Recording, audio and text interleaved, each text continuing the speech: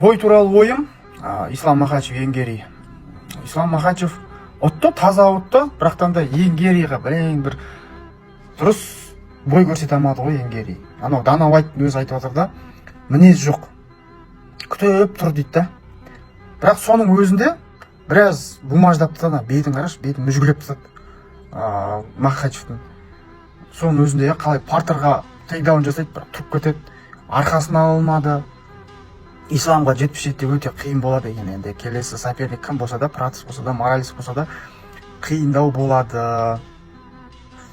Көбісі айтып отыр, Моралес болу керек, келесі бойға шығатын. Моралес ондай Енгерий сияқты емес, анау мынау короче.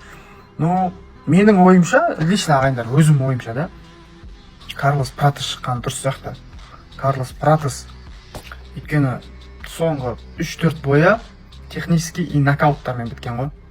Мадалинаны 5 раунд бойы Махачев 5 раунд бойы жерде партада ұстады, дым істемеді, просто құшақтап жатты да.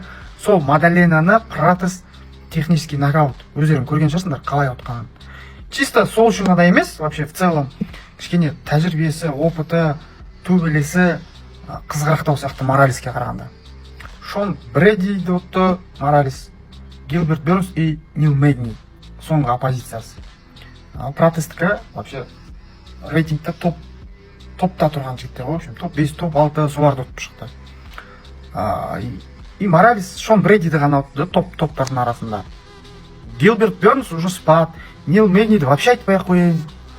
Так что Моралес әлі күшті бір оппозиция көрмеді да ағайындар. Ол факт та, міне жазылып тұр, бәрі полный қарап шығыңдар рекордында. Кіммен шықты? Пратос кіммен шықты? И анау кіммен шықты? Моралес. Бірақ көбісі айтады қазір, Енгерийден таяқ жеді, анау мынау деп. Ол таяқ жегеннен адам тәжірибе алады. Так что мен өзім Пратос деп тұрмын. Мен өзім лично да, бірақ білмеймін мен қалай болатын. Екеуін шығару керек десеңдер,